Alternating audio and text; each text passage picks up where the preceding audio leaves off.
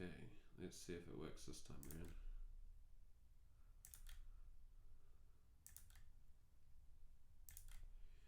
Yada yada yada yada yada. Okay, it thinks I'm online now.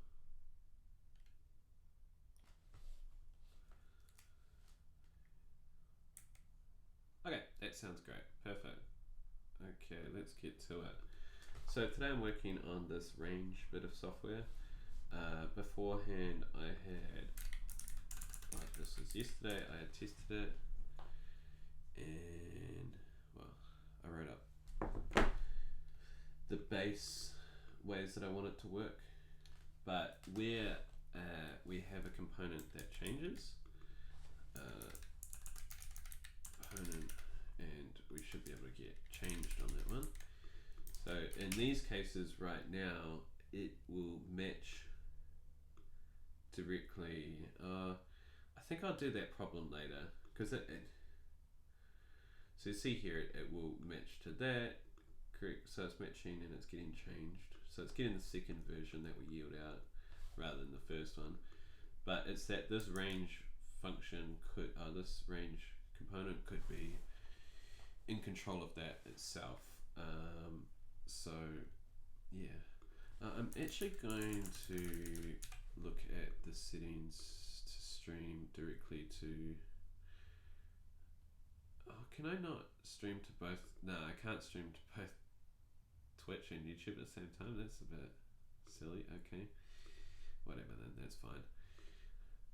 So I am going to work on then the other problem that I was going to do, which was where I have, let's say I have this small range right here.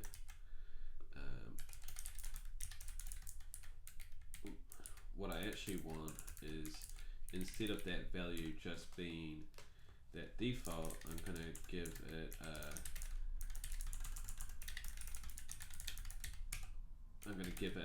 an async iterable source itself, so that it's gonna, I want this range to pick these values depending on what this target actually was given. So for example, on this one, if I just push 1 and then close it, I expect it to yield this one. Right now it's going to go through and it's going to match neither of these, and it's going to come back with a component. So this is just going to be snapshot. We'll grab those children,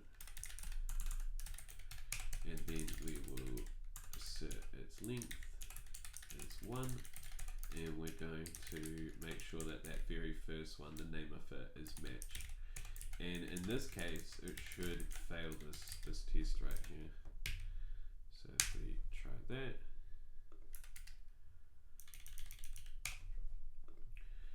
so yeah, so we get failure, and I'll just log this, and we should be seeing that component come through there. So that, yeah, because it's doing the default right now rather than matching it. So we see component. And so if we go into this range, what we're really talking about is that this match, instead of doing a match with a value, it's doing a match where we've got an async iterable. So this value right here is an async iterable, but what we want to do is monitor that async iterable, and then that's how we match. So what we'll do first is we'll move this out, and we'll say is match, and we'll give it a no. And so how and instead of options here, well, we'll just put options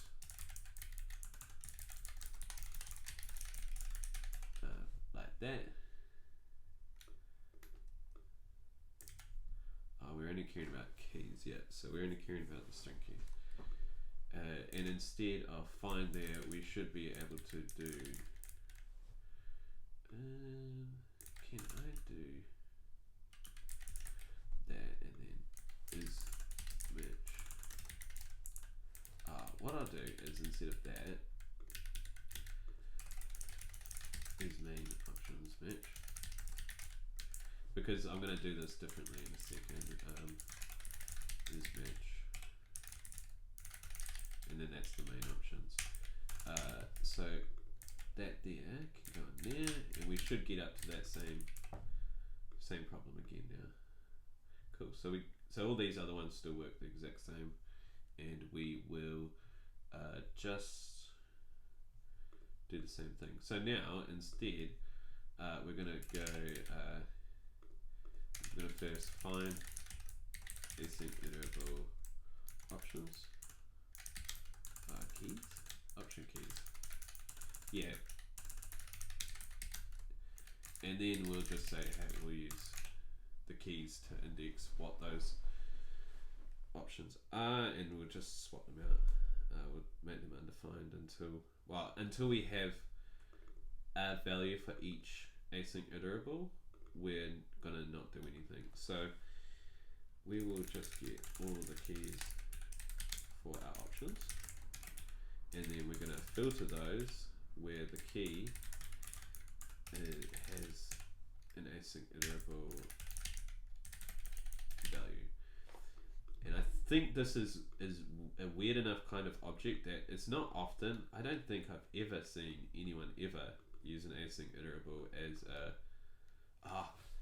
okay, now that native objects are becoming async iterables as well, maybe that isn't true, but beforehand you wouldn't really pass an async iterable around. Maybe you could have passed like a body or a stream or something, but I feel like there would be a nicer way to handle, like, yeah, it's a different thing.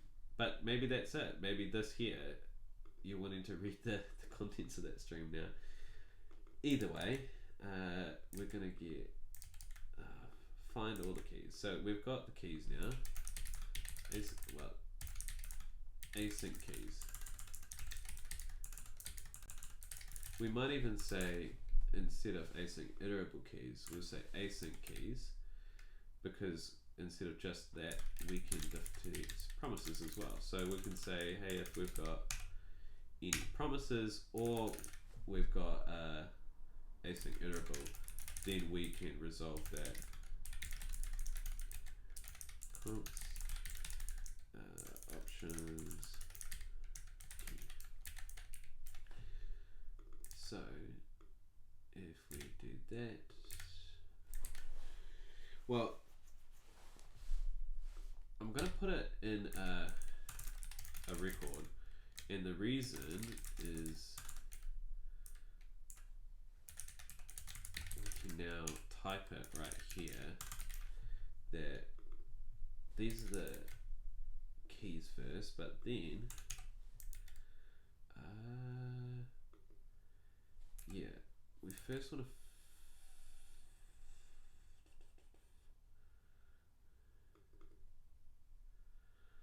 I can do this where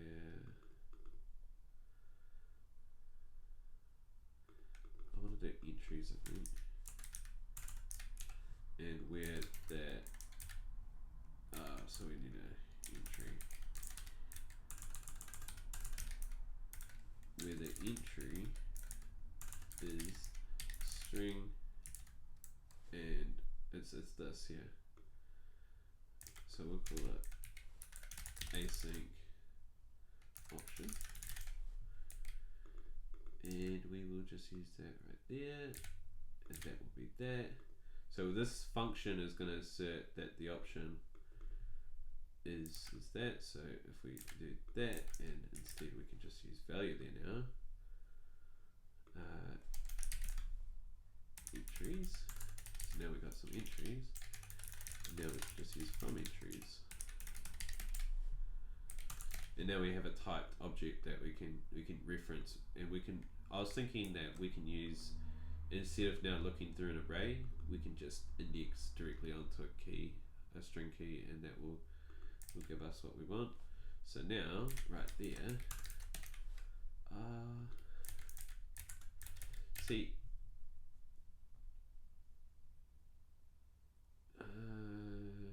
entries was the information that I wanted, because I want that length, and then so what we'll do is two values returned.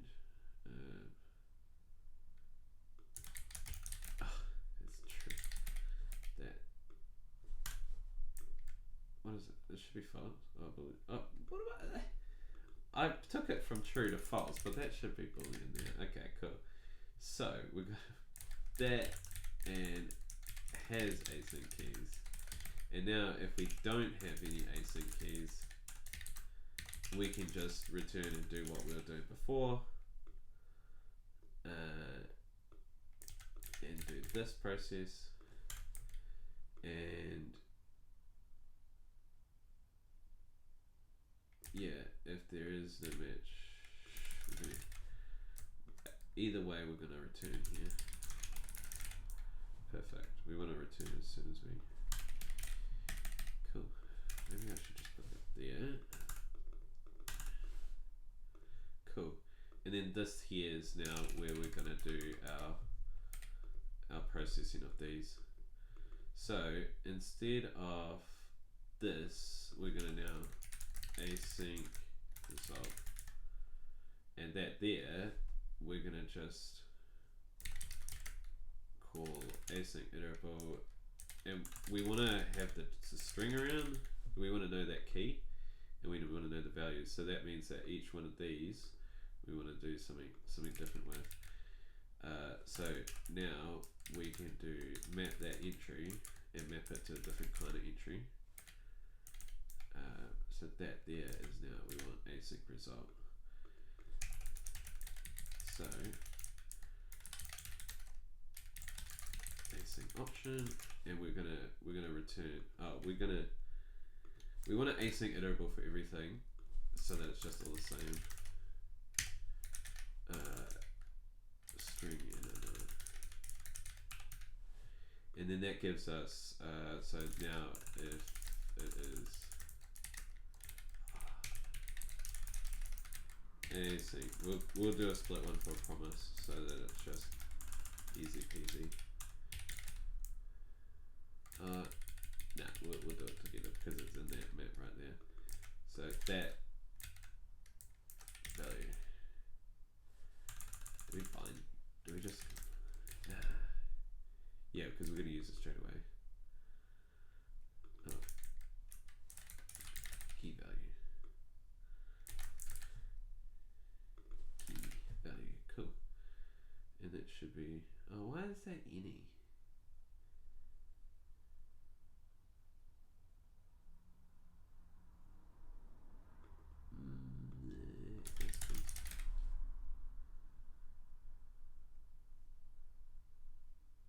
Yeah. There we go. So now in this, if this says is an async iterable, we will do our thing, and if it's not, we will resolve it no matter what, and then we will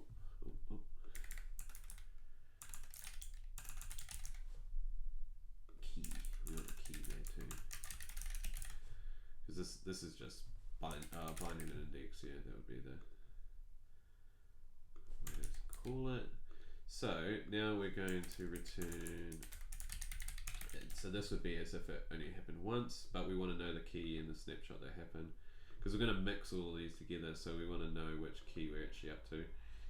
And then for this async iterable one, we're going to use for await and get every snapshot that's within it. And then each one of those we're going to yield with that key. Cool. So now we've got this object here. Effectively, it's a map of async iterables that we're going to bring together. So now what we really want is we want to swap that, and we want to call it. We want an async iterable. We'll maybe do this in a different.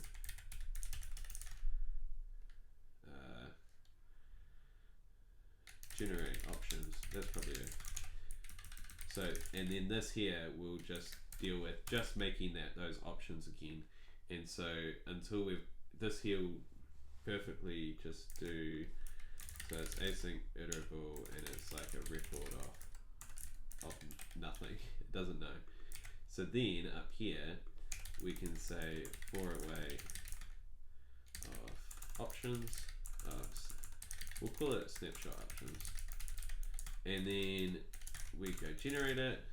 So now each time that generate option yields, we will get a new set of options. Well, we're expecting to have the complete options that we're going to match on. And so we will also record if we ever yielded.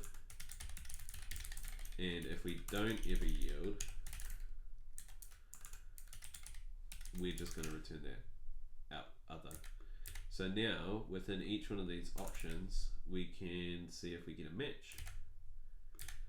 And because we're assuming that these options are complete now, we've got each one of those async iterable values, we're gonna then be able to assume that, hey, if we didn't get a match, we should still, it's that bit of code right there, right? So what we probably, yeah, I'm gonna change this so that it uses, so get match, and then we pass it the options. And then so this bit of code is all the same. And this will return instead. And so that can be is match for those options. Cool. And then I can use that.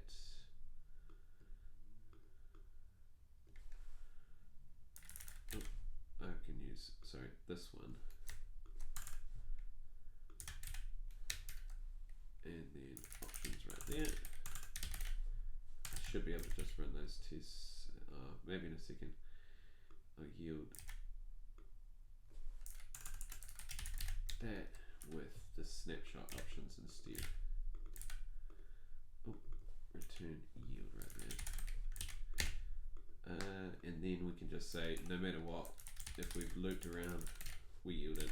So that means that if we get one of these async iterables that never produce a value, we never get, but also closes, we get at least one yield out, which would be what we're looking for here.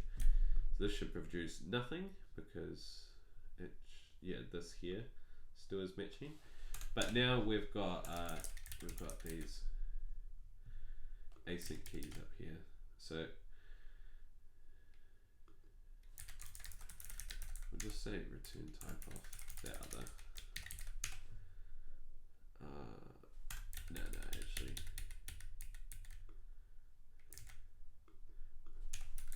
Async record. Async result record. That's what we can call that. We say that returns it, and we have to pass it through to this, so that we've got those force types right there, so that goes inside there. Let's see.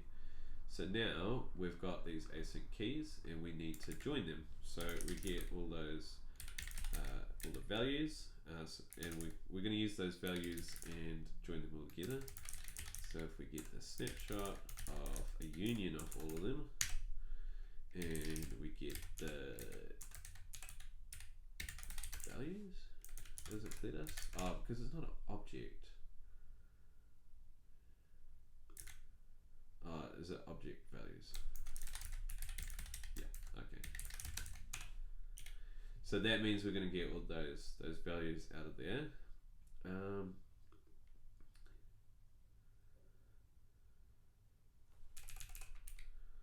So what I want to know is if there's any of the keys that are in here. So we're going to get those keys. And we want to make sure that every one of these keys that we have found in the snapshot. So and we're going to go key, which will be the first. So this, yeah, it should be, that's string and unknown. So that's coming, this bit right here. And so that's coming from the yield, that. So we're unioning that, and we're going to get all these async iterables all in one big async iterable that we can read all at once. So if those, it's the other way around. So keys, So current keys is what we want. We want to know all the keys that we got something for, that we yielded at least once. Oh, we should, yeah, these can be undefined as well if they never even come in, so we'll just filter those. And then every single one of those keys should be included. Oh, key. And if every one of those keys aren't, oh, what did I do there? How did I even do that? What even? Oh, it's a bookmark. Okay. There must be like, what is the bookmark? Bookmark for key for IntelliJ. See, I've been using IntelliJ for a long time and I have never done that. Okay, so it's supposedly Alt and then the number. No, oh, what was that I just... Nah, I don't want to be in cursor mode and I can never remember how to get it. This is a problem. How do I get out of cursor mode?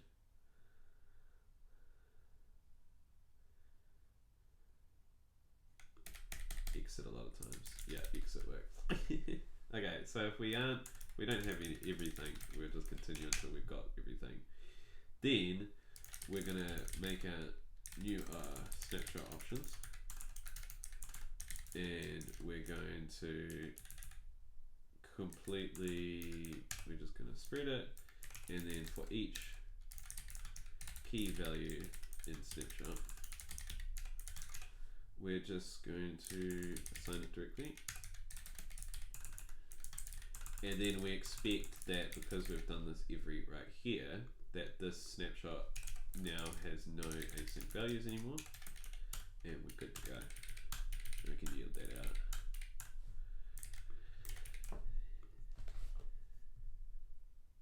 It didn't work. Okay, so let's see now where we're at. So this snapshot options we should be expecting, and this here we should be expecting that it is true. So let's just make sure that both. Now we've got everything together. Let's see what these look like.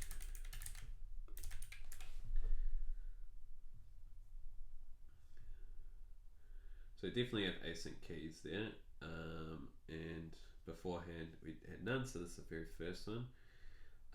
And yeah, so it would have gone to here, and then we'll check if it yielded.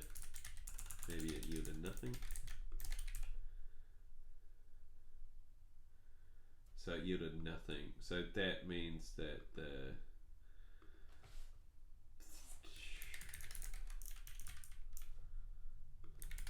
I don't think I want to do that there. Maybe I actually just ignore the target for now. Just maybe that I need to put keep on it, but let's just say using the yield directly. So this is just direct to the point. I'm not even, yeah, so something just isn't reading right there, that's all. I'm gonna still do it this way because this means that we've got for sure an async iterable that we can read, and yeah, it's just a real clean one now that should just work. So now I can just, I think it might be the way I'm doing these.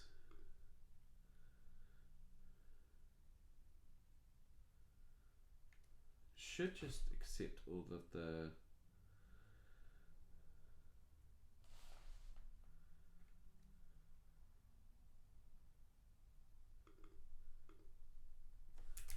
we'll just see if we're even getting to this, and then what the snapshot looks like.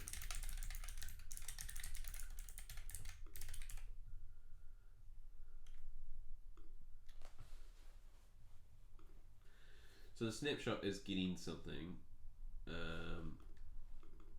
and it probably is this everything.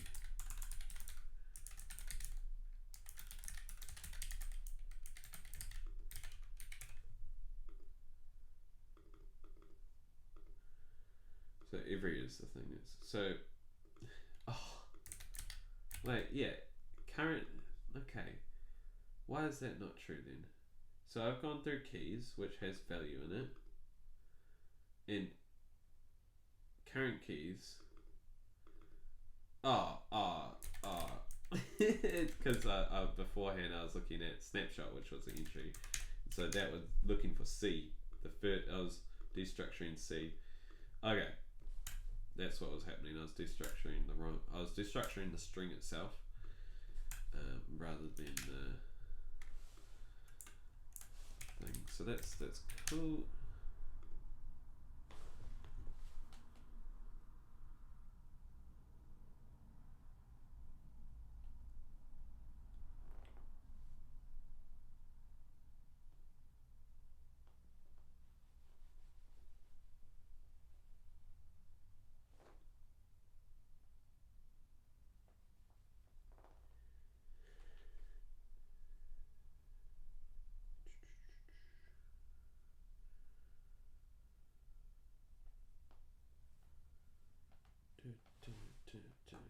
I mean, that's working now. So if I go to this, bring it down a bit, and I'm going to copy this now, and I'm going to go back to that target and push. This should work now. But these two are now, well, they should be equivalent. Cool. So now the next one, now that we've got changing values, we should be able to push that and then that and then so 1, 2 and then back to 1 again. So then instead of just getting a single snapshot, we want to get all of them. So we're going to look at each individual snapshot from range instead. And then I'm going to put in an array where we can just watch those snapshots.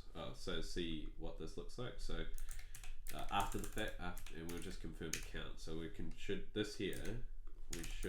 be able to confirm is 3, and then the first one is going to be match, and the second one is going to be component, and then the last one or the third one is going to be match again. So we can go back and forth on that. So we'll confirm the snapshot link still in here, and instead of saying just one name, we'll put a name there. And so this here is going to be match or component, and we're just going to, after that we will put it in there, and that should work as well. So there's the first one, match, and then there's for the second bit of change, it uses component, and then it goes back to 1 again, so it goes back to match. So now we've got this structure that we can we can change asynchronously, kind of like behind the scenes without changing this value again. So it just gives us a something we can just throw out there as a JSX component now, and not need to redefine, like up here where we redefined it because we knew we had access to it.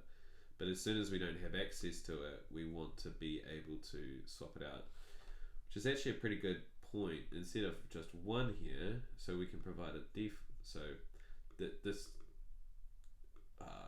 probably a good way to put it is that I could have had value 2 in this, right?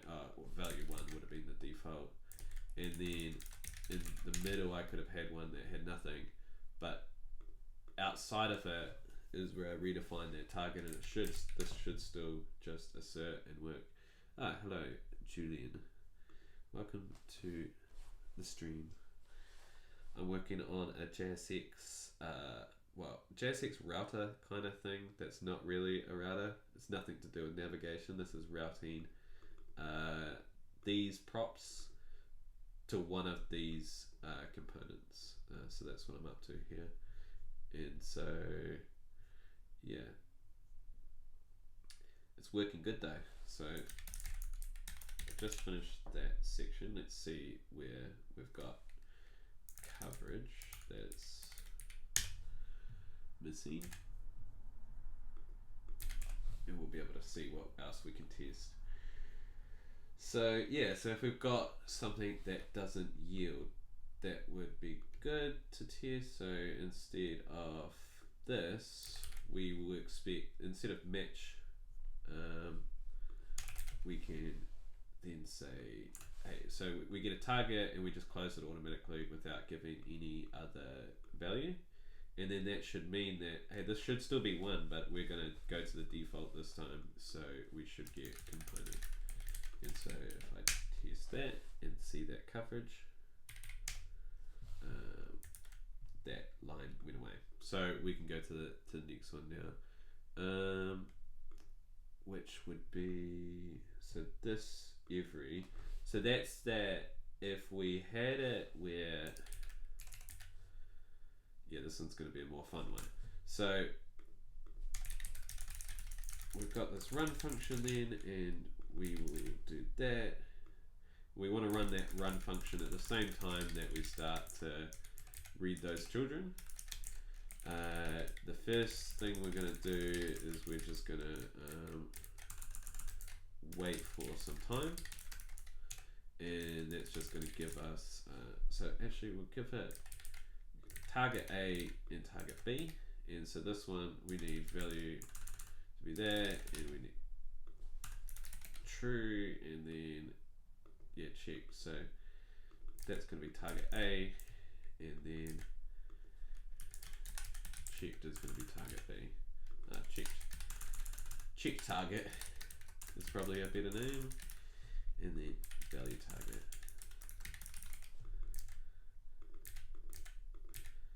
There we go. Okay, so now we'll say that the value target just gets pushed and closed straight away, and we'll say that that should be true. So we can only match this one then, no matter what. And then what we are actually waiting on then is this checked to happen. So if I say that I'm just going to wait for 10 milliseconds, we're going to get one of these, the union's going to yield once, and there's going to be a key missing. So then we can say check target push, and that should be a true as well. Those are both true. Cool. And then we can close it. And then what should happen is we should get match still. So instead of component here, we should get match as the last thing. And I mean it yields, so cool. So we pass that off. So this one here is, instead of using an async iterable, we were saying that, hey, we could actually just throw in a promise right there real easy. So let's grab an earlier one that's a bit, yeah, this here. So instead of an async iterable that yields all the time 1, we can just use promise resolve 1. And that would be the same. It's just going to yield once, and it's going to have 1 value. There we go.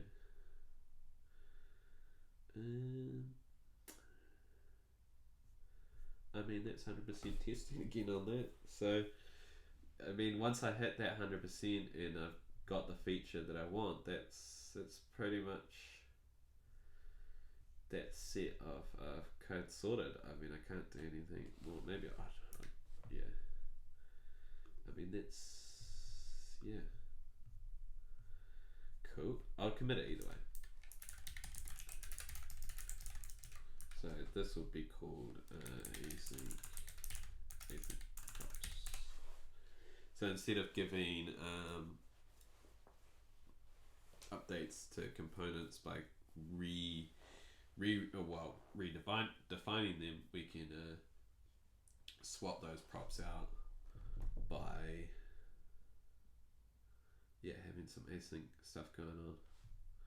Async resolver. See, it's quite nice then to actually say that if you were to give me some options using just these couple of, well, it's literally just this function here that's really doing it, and then this one's just coordinating them. And so this options here, I mean, I could move this to a different component that just handled async options, and then but I could. Should I move these out? I mean, I'm at 100%, so I can just move them, right? If that there instead took options,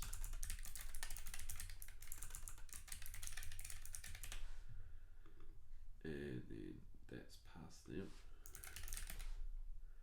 I'm hoping that this doesn't rely on anything in this.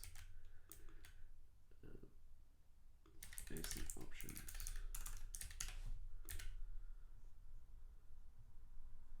Oh.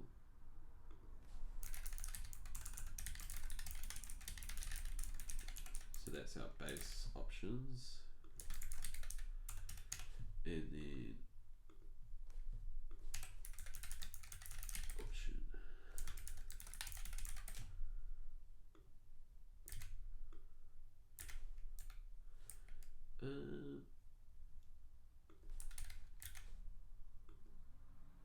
I don't think we even.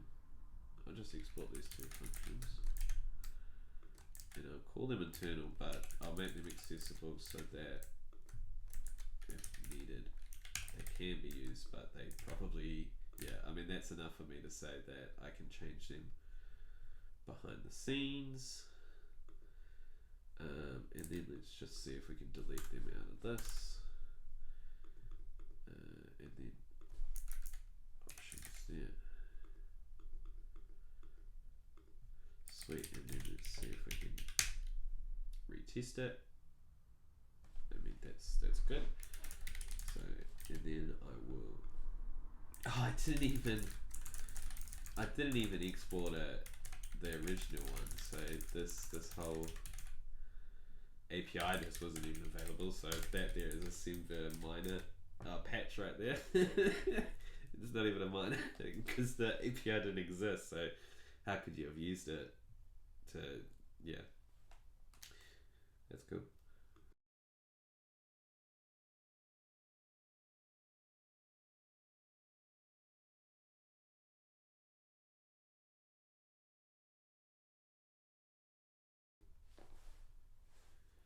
So I think the next thing then is I was gonna Semver minor it, but I can just do a patch now that I didn't actually export it at all.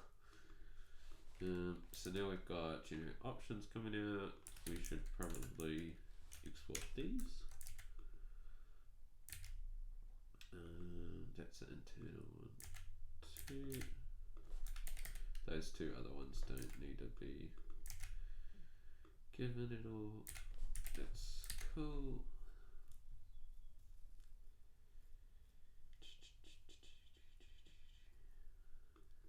Cool. So now if I add those, did I commit that? Yeah, I did. I can just now, because I didn't push it to get, I don't think. Is it really? Yeah, cool. Now, let's just see.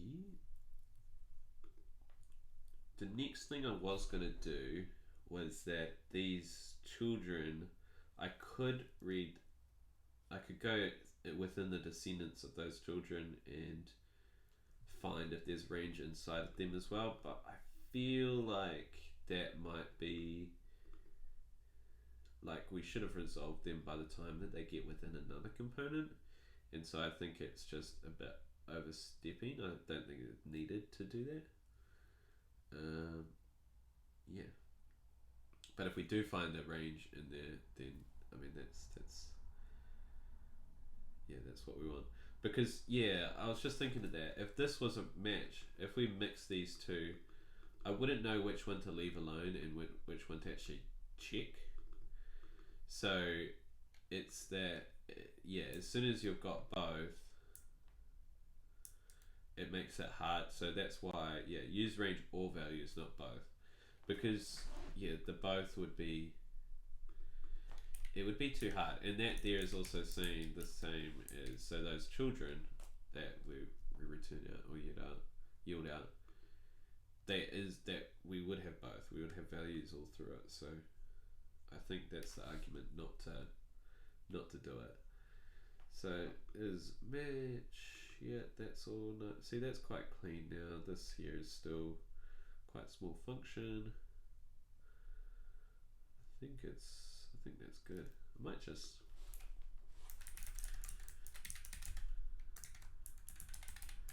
do this just to show that it actually yeah it is really JSX that we're talking about here, and yeah we can do this kind of thing with JSX. Cool.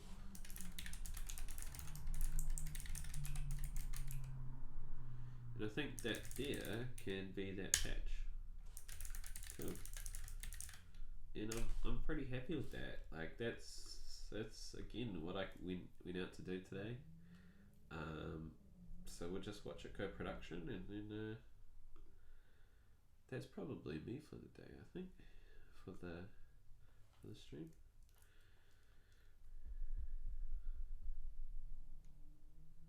And yeah, it's a simple patch because well, is it a minor? Is it a patch? Does it have to be a minor if you literally had no export before? I don't think I'm not gonna argue. If someone wants to say that wasn't, oh well. I mean, beforehand you couldn't have used it, so I just didn't notice that. Yeah, let's see that initial one. It's the index. Just not even yeah. Export default. Done. It's the project.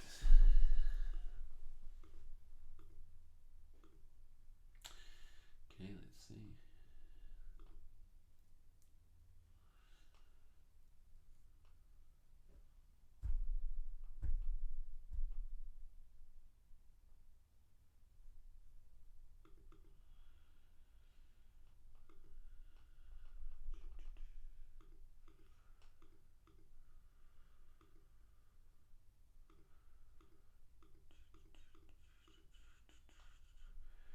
Cool.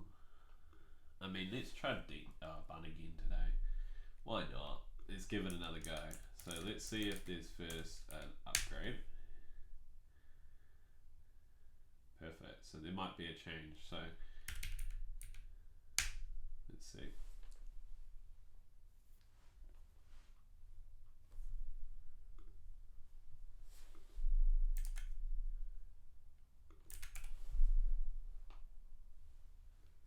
It's good to see text encoder there. That's cool.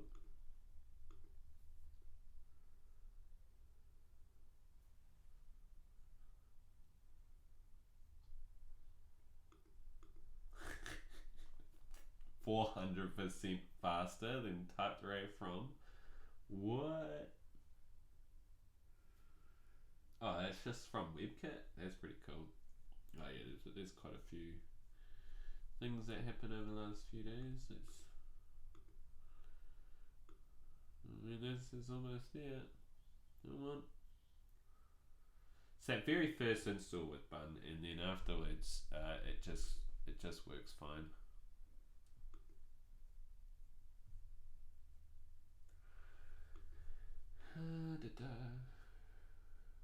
I mean, if it doesn't install, then maybe it's doing something. Yesterday, I just hung on the install for this project, so I couldn't even try it. Oh, yeah! I bun support. That's literally it. It works in bun. Let's see in Dino. What is that? That's point. So this time here is what we're looking at. 0.05 for Dino. Twice the speed. Twice the time for. Yeah. Twice the time for Ben on this one. It's fine. I'm not. I think it's that Node should be slow on this as well, though. So Bun and Node are exact same. I'll just commit that up. Bun lock. There we go. Yeah, I've been adding Bun files to. I've added it to now. I think at least 2 projects now that's done. But I did test it in quite a few, and yeah, there's a few it doesn't work in, a few it does, and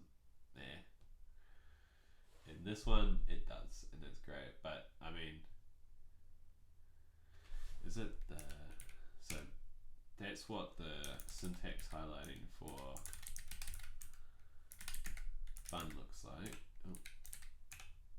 Yeah, Node is quite nice, and I'm pretty sure Dino is the exact same as so Dino and Node have the same syntax highlighting, and then Bun has like,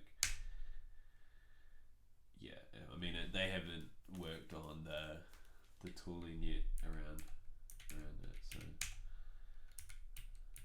that's cool. Some Bun in there too. I mean, there's nothing. Yeah, I've got nothing else to do, so cheers. Thank you all for listening in, and that'll be me for today.